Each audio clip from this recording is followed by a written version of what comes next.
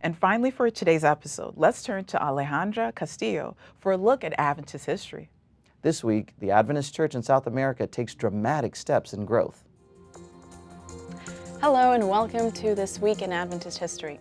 On February 6, 1916, the South American Union Conference officially became the South American Division. For several years, there had been a flurry of activity across the South American unions, which higher Adventist leadership found themselves under-equipped for.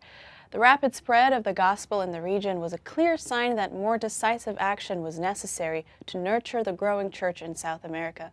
During the 1907 General Conference in Gland, Switzerland, delegates decided that it was time for the Adventist Church to, quote, set on foot a larger, more systematic, and better organized movement for selecting and preparing workers to send into foreign fields, end quote.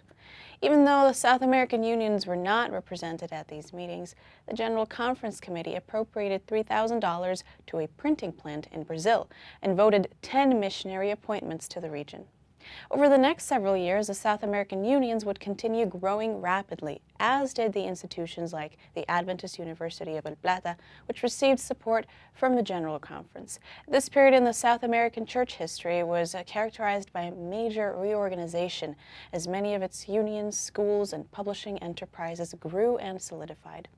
By 1915, it was clear to Adventist leadership that the region needed a unifying entity because of the South American Union had split into 3 unions spanning 14 conferences and missions altogether. In the 1915 General Conference session held in Loma Linda, California, delegates approved the proposal for a new administrative unit under the leadership of Oliver Montgomery, the very first president of the new division. That was This Week in Adventist History.